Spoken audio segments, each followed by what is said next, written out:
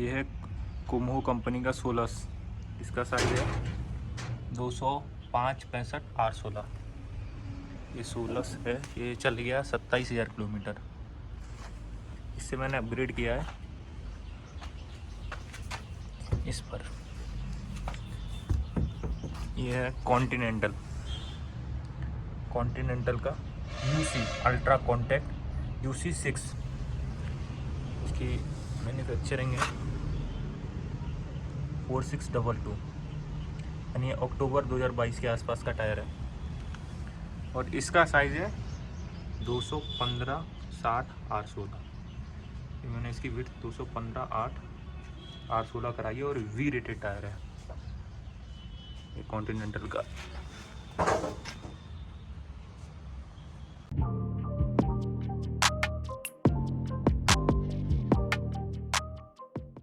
Hello दोस्तों, आज मैं रिव्यू करूंगा कॉन्टिनेंटल UC6 जो टायर आता है। एक्चुअल में ये मेरी सेल्टोस है, बेस मॉडल HTE डीजल। इसमें 205/65/R16 डल के आता है और जो टॉप मॉडल आता है उसमें 215/60/R17 डल के आता है। तो अभी मैंने एक तो कुमो से चेंज किया है 27,500-400 कुछ किलोमीटर पर, तो 27,000 चल गए थे। तो एक तो आपको समझ में आ जाएगा कि कुमो से कॉन्टिनेंटल में क्या फ़र्क आएगा। दूसरा, टायर अपसाइजिंग का क्या फ़ायदा रहेगा, क्योंकि इसमें मैंने 205/65/R16 की जगह 215/60/R16 डलाया है। जो टॉप मॉडल है इसमें भी 215/60 ही आती है, बट वो R17 रहता है। और इसमें 215/60R16 है ये, क्योंकि नॉन अलॉय है, ये अलॉय नहीं है, बेस मॉडल का टायर है। तो अभी मैंने गाड़ी लगभग 200-300 किलोमीटर चला ली है, तो मैं आपको बता सकता हूँ कि क्या क्या इसके एडवांटेज अभी तक मुझे लगे हैं। तो चलिए रिव्यू शुरू करते हैं। सबसे पहला जो मुझे डिफरेंस लगा है वो है गाड़ी को पिक करने में। अब जब गाड़ी को पिक करते हैं फर्स्ट और सेकंड गियर में, तो गाड़ी एकदम स्मूथली पिक होती है, मतलब एकदम लीनियरली उठती है। पहले जो भी बेस मॉडल चला रहे हैं, कुमो के टायर चला रहे हैं, वो रिलेट कर पाएंगे कि इसमें पहले बहुत जर्क आता था। गाड़ी को हम जैसे ही फर्स्ट गियर में उठाते थे तो एकदम गाड़ी भगती थी, ऐसा लगता था कि गाड़ी का इंजन ज़्यादा पावरफुल है या गियर ज़्यादा पावरफुल है, तो गाड़ी की बॉडी में दम नहीं है। मतलब एक जर्कीनेस आता था। आप कितने भी सॉफ्टली क्लच को छोड़िए और आप जब भी एक्सेलेरेटर देंगे तो गाड़ी एकदम भगती थी। तो वो कहीं ना कहीं एक छोटी गाड़ी की फील देती थी, जैसे अपन कोई हल्की गाड़ी चला रहे हों। बट जब से ये डले हैं, मैं क्रेटा भी यूज़ करता हूँ 1.6, उसमें ये प्रॉब्लम नहीं है, लेकिन इस गाड़ी में थी। तो आपको एकदम गाड़ी जब भी आप पिक करोगे आपको एकदम यही फील होगा कि मैं कोई हल्की गाड़ी चला रहा हूँ, या इसकी बिल्ड क्वालिटी हल्की है, गाड़ी में वेट नहीं है, ऐसा फील होगा। इंजन ओवर ही पावर है पहले गियर में, तो ऐसा पहले लगता था, बट अब इसमें ऐसी कोई फील नहीं रही है। अभी बहुत लीनियरली उठती है, ऐसा लगता है जैसे अपन कोई भारी गाड़ी चला रहे हैं, जैसे कि पुरानी क्रेटा हो या जीप कंपास हो। जैसे इन गाड़ियों में, बड़ी गाड़ियों में फील आता है फर्स्ट गियर में उठाते समय, आपको वेट फील होता है गाड़ी का, तो अब भी वेट फील होता है। तो मैं यही बता रहा था कि इसका अब जो पहले गियर में सिस्टम है उठने का, वो काफ़ी अब स्मूथ हो गया है और गाड़ी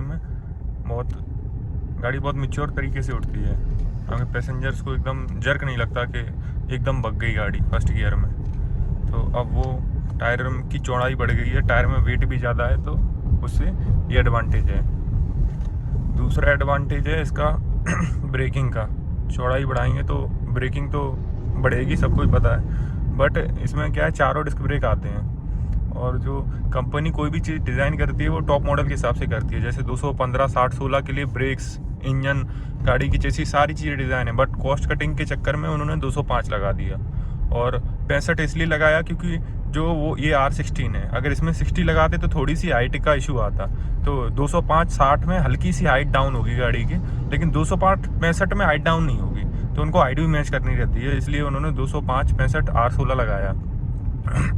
अब ब्रेकिंग में, ओवरऑल ब्रेकिंग जब आप पैनिक ब्रेकिंग करेंगे तब तो इंक्रीज हुई है, क्योंकि विड्थ भी इंक्रीज हुई है, टायर सॉफ्ट है कंपेयर टू कुमो। बट मैं बात कर रहा हूँ नॉर्मल ब्रेकिंग की, जो अपन 30% या 40% जब ब्रेक अप्लाई करते हैं, स्पेशली लो स्पीड पे, 30 की 40 की स्पीड पे सिटी में। हाई स्पीड पे तो इतना नहीं फील होता, लेकिन जब अपन सिटी में गाड़ी चला रहे हैं और 30-40 की स्पीड पे ब्रेक लगाते हैं तो गाड़ी आज ये एकदम अचानक ही ब्रेक करती है। मतलब ऐसे ओवर शार्प ब्रेक लगेंगे, आपको ऐसा लगेगा गाड़ी में ब्रेक ज़्यादा बड़े डाल दिए हैं। एक वो इसका एक तो फर्स्ट गियर में उठना और दूसरा इसका ब्रेक लगना, दोनों ही एक इमेच्योर गाड़ी जैसे लगते हैं, एक हल्की गाड़ी टाइप की लगते हैं। जैसे ही आप हल्का सा भी ब्रेक दबाओगे सिटी में, एकदम सारे पैसेंजर आगे हो जाएंगे, सबको फील हो जाएगा कि इसमें ब्रेक लगे हैं। ब्रेक बहुत बहुत शार्प बाइट थी इसकी स्टार्टिंग में, क्योंकि चारों डिस्क हैं और वो टायर पतले लगे हुए थे। लेकिन अब वो समस्या लगभग मैं कहूँगा 70-80% सॉल्व हो चुकी है। अब आप इवन लो स्पीड में भी आप इसको ब्रेक लगाते हैं, अगर 30 की स्पीड में, 40 की स्पीड में अगर आप ब्रेक लगाते हैं 10%, 20%, तो गाड़ी में कोई भी जर्क नहीं आता। आपके पैसेंजर्स को पता भी नहीं चलेगा कि ब्रेक अप्लाई भी हुए हैं 30-40% तक। पहले जैसे ही आप 30% ब्रेक लगा देते, एकदम ग्रैब कर लेती थी और सारे पैसेंजर आ गए और सबको फील हो जाता था कि ब्रेक लगे हैं। बट अब मैं अभी आपको लगा के दिखाता हूँ। जैसे अब मैं ब्रेक लेता हूँ, ये बहुत सॉफ्टली ब्रेक लगते हैं, बहुत सॉफ्ट तरीके से लगते हैं। ऐसा नहीं कि एकदम ही गाड़ी ने पकड़ लिए ब्रेक, एकदम झटका आया। तो वो झटका उठने में और ब्रेकिंग में, दोनों चीज़ों में ख़त्म हो गया है। अब बहुत भारी फील है गाड़ी में, जैसे बहुत बड़ी गाड़ी अपन चला रहे हो। जैसे मैं क्रेटा चलाता हूँ अपना मेरा 2018 वाला मॉडल है 1.6, तो उस जैसी इसमें फील हो गई है कि अभी उठने में भी इतनी उससे उठती है स्मूथनेस से, और ये ब्रेकिंग में भी अब स्मूथनेस है इसमें। थोड़ी खाली है तो मैं आपको प्रैक्टिकली दिखाता हूँ कि मैं क्या कह रहा हूँ। जैसे मैंने गाड़ी हॉल्टर पे आ गई,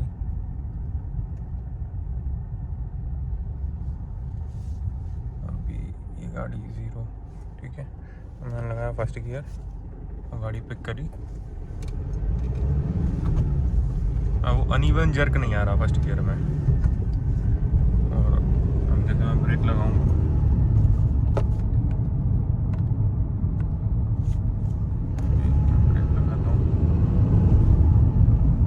जैसे अभी मैंने लगाया 30%, 40%, तो जर्क फील नहीं हो रहा इसमें। वो जो लोग चला रहे हैं सेल्टोस, स्पेशली बेस मॉडल चला रहे हैं, उनको अच्छे से समझ में आएगा कि मैं क्या बात कर रहा हूँ। अगर आपको समझ में आ रहा है तो आप एक बार कमेंट करिए। अब आते हैं तीसरे डिफरेंस पे, जो डायरेक्टली है, क्योंकि स्टीयरिंग टायर से कनेक्ट रहती है, तो ऑब्वियस सी बात है कि स्टीयरिंग में थोड़ा सा टायर चौड़ाई हुई है तो थोड़ा सा फील चेंज हुआ होगा। तो स्टीयरिंग बिल्कुल भी टाइट नहीं हुई है, ये वैसी ही है जैसे 205 में रहती थी, उसमें वेट बिल्कुल भी नहीं बढ़ा है। मतलब लो स्पीड पे जब आप खड़ी गाड़ी को मोड़ते हैं तो ऐसा कुछ नहीं कि गाड़ी ओवरली भारी हो गई है या ऐसा कुछ, तो ये इसमें कुछ नहीं हुआ है, बट सॉफ्ट ज़रूर हो गई है। आप गाड़ी खड़ी मोड़ेंगे तो बड़ा सॉफ्ट सा फील आता है, पहले थोड़ा ब्रिटल टाइप का फील आता था। तो ये अब ये फ़ायदे मैं आपको बता रहा हूँ, एक तो कॉन्टिनेंटल का टायर सॉफ्ट है, दूसरा मैंने अपसाइज भी किया है। तो ये दोनों का कंबाइंड, जितने भी मैंने पॉइंट्स बताए थे, दोनों का कंबाइंड एडवांटेज है। फिर मैं आखिरी में आपको बताऊंगा ये आपको लगाने हैं कि नहीं लगाने हैं। फिर तो अभी मैं बता रहा था स्टीयरिंग फील की, तो स्टीयरिंग फील इसका काफ़ी अच्छा हो गया है। अब स्टीयरिंग लो स्पीड पे तो लाइट ही है, बट सॉफ्ट फील आता है स्टीयरिंग में। दूसरा हाई स्पीड में स्टीयरिंग की टाइटनेस नहीं बढ़ी, जितना टाइट पहले रहता था वो अभी भी, लेकिन फील काफ़ी अच्छा हो गया। रोड का हल्का सा फील आता है और स्टीयरिंग पर जो कॉन्फिडेंस आता है वो अलग आता है। वो अब मैं चौथे पॉइंट की तरफ बढ़ता हूँ। चौथा पॉइंट है इसकी हाई स्पीड स्टेबिलिटी। पहले जहाँ गाड़ी 80 पे अपन को लगता था कि हाँ अब थोड़ी स्लो करनी है, गाड़ी 80 चल रही है, वहाँ अब 100 तक पता नहीं चलता। मतलब लगभग 20 का स्पीड का इसमें एडवांटेज हुआ है। 20 की स्पीड तक इसकी मैं कहूँगा कि स्पीड बढ़ गई है। जहाँ मैं इसको 80 चलाता था, क्योंकि टायर नॉइस आती थी, ग्रिप कम होती थी, और पैसेंजर को भी पता चल जाता था गाड़ी 80 पे चल रही है। अब वहाँ इवन 100 और मैं कहूँगा 110 तक लोगों को पता नहीं चलता कि गाड़ी हाई स्पीड में चल रही है, क्योंकि अब गाड़ी मतलब ऑटोमेटिक बोल जाती है।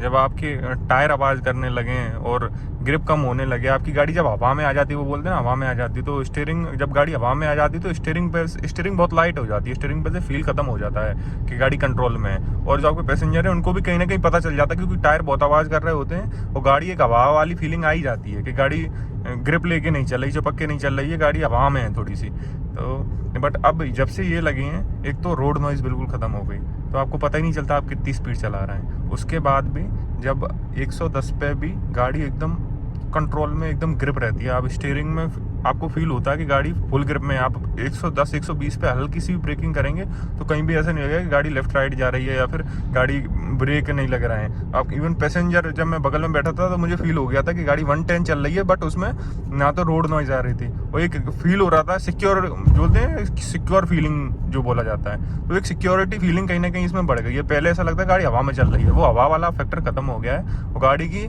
एवरेज स्पीड कम से कम मैं कहूँगा 15 से 20 की बढ़ गई है। जहाँ गाड़ी 80 जिस हाईवे पे मेंटेन करती थी, अब वह 100 मेंटेन कर रही है बहुत इजीली। अब आते हैं लास्ट पॉइंट, 5th पॉइंट पर,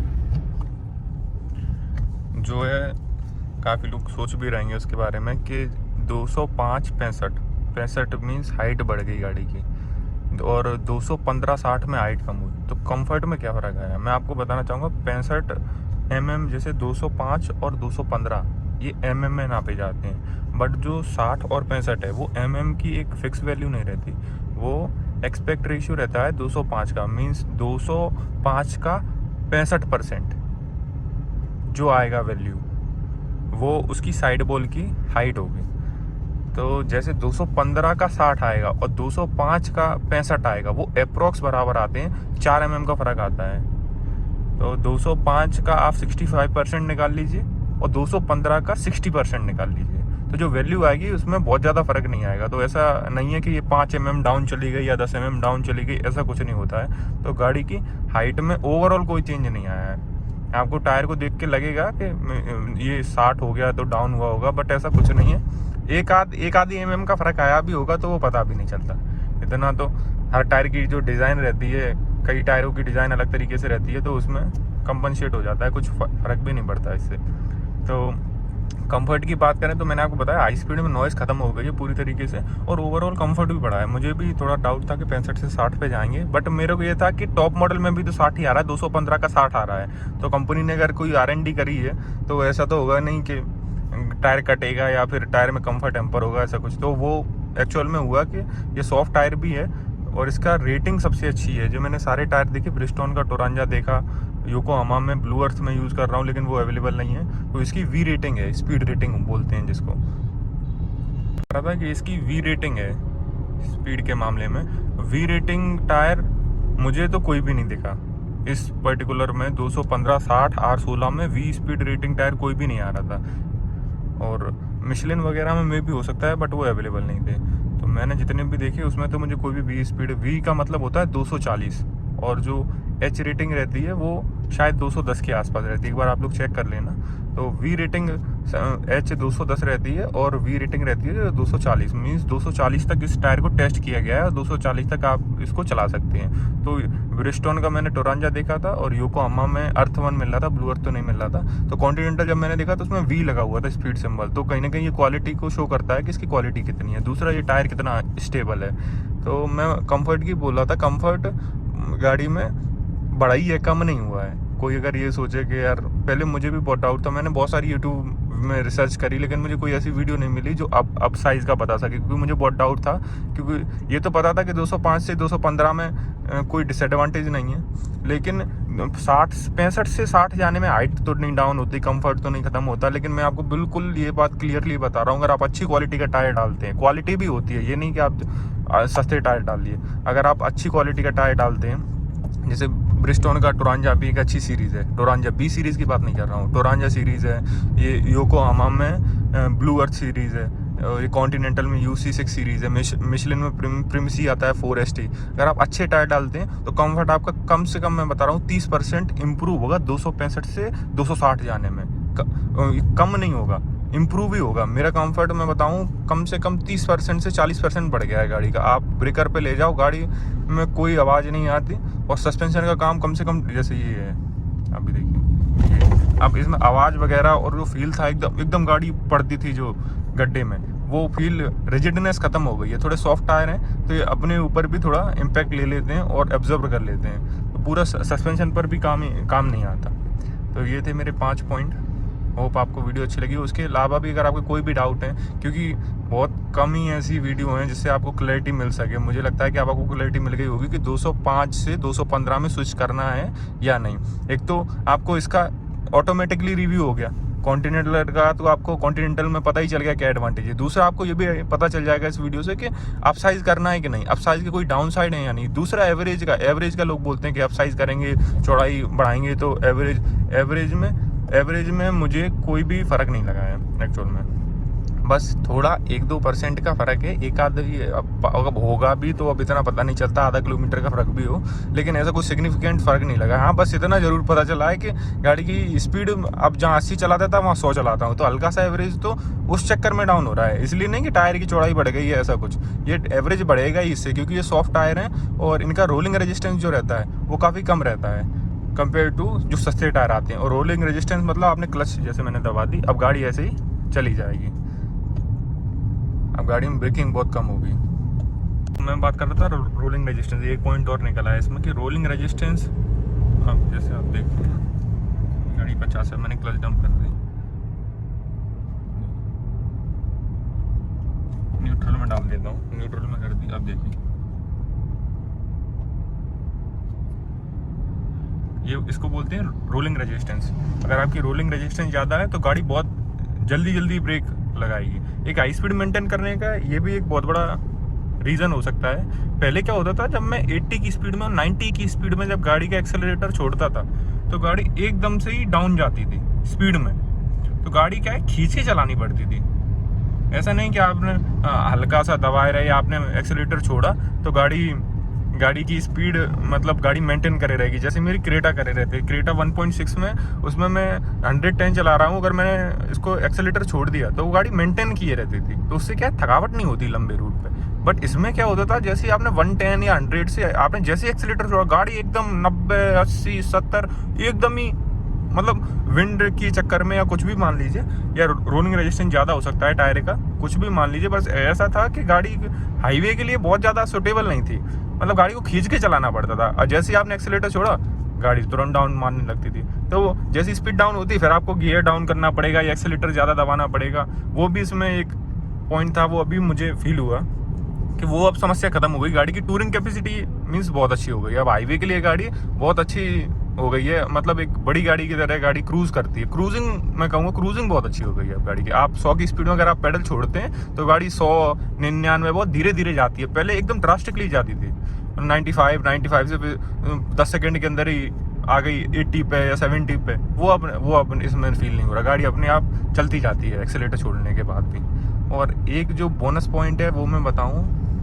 कि ये मेरा पर्सनल ओपिनियन है कि जो 205 में जो 65 आप कर देते हैं, 205 और 65, R16 हो या R17 हो, कोई भी बना रहा है, लेकिन 205 की चौड़ाई हो गई कम और 60 तक टायर मुझे लगता है कि स्टेबल होता है। जब आप 65 उसकी हाइट बढ़ाते हैं, अब या तो 215 में 65 लीजिए तो चौड़ाई भी बढ़ गई, ऊंचाई भी बढ़ गई। बट आपने 205 में जब 65 लिया तो 205 की चौड़ाई तो हो गई कम और 65 की हो गई हाइट बढ़ गई, तो वो ऑटोमेटिकली किसी भी चीज़ की आप खुद लॉजिक लगा सकते हैं कि अगर किसी भी चीज़ की चौड़ाई कम है और हाइट ज़्यादा है तो क्या होगा। ऑब्वियस सी बात है कि उसकी स्टेबिलिटी कम होगी, उसमें रोल आएगा। तो ये पर्सनल मुझे लगता है कि जो साइज़ है उसका, मैंने बहुत सारे टायर चला लिए क्योंकि अब ज़्यादातर गाड़ी में वही आ रहे हैं 205, 65, मेरी क्रेटा में भी वही है। तो जब आप 120 की स्पीड में कट लगाते हैं, कट मारेंगे, गाड़ी को लेफ़्ट राइट करेंगे तो कहीं ना कहीं गाड़ी में बॉडी रोल रहता है।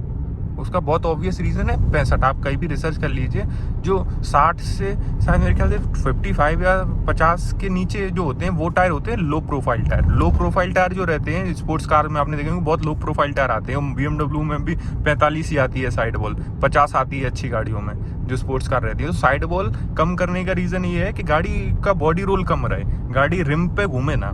लेकिन जो ये 60 तक भी मुझे ऐसा नहीं लगता, फील नहीं होता कि गाड़ी में बॉडी रोल आता है। मतलब क्योंकि मैंने इससे पहले वेन्यू चलाई है, उसमें भी 60 था, सेल्टोस में टॉप मॉडल चलाया है GT वाला, उसमें भी 60 था। तो 60 में गाड़ी का में बॉडी रोल नहीं आता या टायर पे और रिम के बीच में रोल नहीं आता। लेकिन जब आप 65 ले जाते हैं और 65 में भी एक डस्टर का टायर आता है 215-65। अब वो साइज़ ऐसा है कि उसमें चौड़ाई भी बढ़ गई और ऊंचाई भी बढ़ गई, तो बैलेंस हो जाती हैं चीज़ें। लेकिन इसमें चौड़ाई तो है नहीं, 205 ही चौड़ाई है और ऊंचाई बढ़ गई, तो कहीं ना कहीं गाड़ी का body roll due to tyre, not suspension, due to tyre बढ़ता है। टायर की साइड वॉल ऊंची हो गई, गाड़ी का बॉडी रोल ऑटोमेटिक बढ़ जाता है। ये मुझे फील होता है। तो ये मैं ये कहूँगा कि ये शायद टायर ही अनस्टेबल है 205-65, क्योंकि मैंने 205-65 में बहुत रिसर्च करी थी क्रेटा के टाइम पे, मुझे एक भी ऐसा टायर नहीं मिला जो वी रेटेड हो। वी रेटिंग का मतलब हो गया कि टायर कितना स्टेबल है, तो मुझे कोई भी ऐसा टायर नहीं मिला जो 250 या 240 की स्पीड को मेंटेन कर सके, क्योंकि टायर की स्टेबिलिटी नहीं है। उस टायर का जो मॉडल है वो इस लायक है नहीं कितनी स्टेबिलिटी मेंटेन कर सके। जबकि मैंने 205, 215, 60, R16 में देखा तो ये मुझे वी रेटिंग का टायर मिल गया, लेकिन 205 में नहीं मिल रहा था। अब मैं 205 अगर 60 लेता हूँ, आप समझिए 200 इसमें डल के आता है 205-65 R16, वहीं अगर मैं 205-60 R16 लेता हूँ जो स्कोडा यूज कर रही है, वॉक्सवैगन यूज कर रही है, उसमें मुझे डब्ल्यू रेटिंग तक के टायर मिल रहे थे। मतलब डब्ल्यू रेटिंग हो गई लगभग मेरे ख्याल से 270, 280 का हो, 300 तक हो। मैं आप चेक कर लेना, डब्ल्यू रेटिंग के टायर 280 के ऊपर रहते हैं, तो वो इतने स्टेबल टायर हैं। 205-60 अब वॉक्सवैगन की जो गाड़ी आती है टाइगुन और स्कोडा की कुशाक, उसमें 205-60 R16 डल के आता है, तो उसने 65 यूज नहीं किया, क्योंकि उनको पता है कि वो स्टेबल टायर है। तो बेशक चौड़ाई कम है, एवरेज बढ़ेगा, बट लो प्रोफाइल कर दिया थोड़ा सा, 65 की जगह 60 कर दिया, तो उससे गाड़ी का बॉडी रोल नहीं आएगा। तो जब आप इसमें सर्च करेंगे तो आपको बहुत हाई स्पीड वाले टायर मिलेंगे। तो ओवरऑल जो टायर का स्ट्रक्चर है वो स्टेबल है, तभी इतनी हाई स्पीड वाले टायर बन पा रहे हैं उस प्रोफाइल में। बट आप जब 65 में जाते हैं तो कोई भी टायर मैन्युफैक्चरर बहुत हाई स्पीड टायर नहीं बना रहा। एच रेटेड टायर ही मुझे अभी तक देखने को मिले। मिशेलिन में अगर वी रेटेड हो तो, वरना तो मुझे ज़्यादातर टायर एच रेटेड मिले। वी तो 205-65 में कहीं दिखाई नहीं, वो कहीं दुकान पे तो है नहीं, ऑनलाइन कहीं मिल जाए तो मिल जाए, लेकिन 215-60 में मिल जाते हैं आपको वी रेटिंग वाले टायर, और 205-60 में आपको वी रेटिंग और डब्ल्यू रेटिंग तक टायर चले जाते हैं। तो ओवरऑल मुझे लगता है कि कंपनी ने कॉस्ट कटिंग के चक्कर में ये टायर का अब ये भी 205-60 दे सकते थे, बट ओवरऑल इनकी क्या है कि जो 17 इंच आता है और 16 इंच में अगर 60 देंगे तो हाइट डाउन चली जाएगी। वही मैंने आपको बताया कि 205 का अगर 60 लेंगे अपन तो एक्सपेक्ट रेशियो बहुत कम हो जाए कंपेयर टू 215 के 60। 215 का 60% निकालिए और 205 का 60% निकालिए। अब 205 में अगर ये देने लगे 60, तो इनका हाइट गाड़ी की बहुत डाउन चली जाएगी टॉप मॉडल के कंपैरिजन में। तो कंपनी को तो कुछ दिमाग नहीं लगाना, उसने कहा कि अपना टॉप मॉडल के हिसाब से गाड़ी बनी है 65 के हिसाब से, और 205 लगा देते हैं। 205 में एवरेज ही बढ़ जाएगा, चौड़ाई भी कम हो जाएगी। दूसरा उनको तो अब एक चैलेंज रह गया उनके लिए हाइट का। तो अगर ये, मुझे तो लगता है कि अगर 70 में भी हाइट मेंटेन हो रही होती तो बेस मॉडल में 70 लगा देती, 205-70, क्योंकि उनको हैंडलिंग से मतलब थोड़ी है। गाड़ी के जितने भी रिव्यू होते हैं सब होते हैं टॉप मॉडल में होते हैं। बेस मॉडल, जो भी बेस मॉडल में गाड़ी हो, स्विफ्ट में देख लीजिए, किसी में भी देख लीजिए, आप हमेशा चला के देखिएगा। आप अगर आप किसी को फील भी हुआ हो तो आप कमेंट करिए। टॉप मॉडल का जो चलने का तरीका होता है और जो बेस मॉडल का चलने का तरीका होता है गाड़ी का, स्टेबिलिटी में, कटिंग में, कॉर्नरिंग में हमेशा फ़र्क मिलेगा। रीज़न क्या है कि वो अलॉय लगे रहते हैं, बड़े साइज़ की, चौड़ाई रहती है टायर की। ये दो रीज़न है कि आपको हमेशा, आप कोई भी गाड़ी चला लीजिए, बेस मॉडल चलाइए, टॉप मॉडल चलाइए, आपको तुरंत फील होगा कि यार ये वो वाली गाड़ी की अलग ही एक चलने का तरीका था और बेस मॉडल में वो मज़ा नहीं आ रहा है। मैंने ये फील किया है डिज़ायर के साथ। डिज़ायर थी मेरे पास 2014 वाली, उसमें जो टॉप मेरा ZDI था, ZDI में जो टायर आता था उससे गाड़ी इतनी मैच्योर फील होती थी, एकदम बड़ी गाड़ी वाली फील आती थी, वो गजब की हैंडलिंग थी उस गाड़ी की। लेकिन जब मैंने डिज़ायर दूसरी चलाई, उसमें शायद 185 और 175 प्रोफाइल आती है VXI और VDI में, तो उसमें मुझे कोई कॉन्फिडेंस ही नहीं आ रहा गाड़ी, मुझे लगा रहा है ये तो मारुति किसी काम की नहीं है।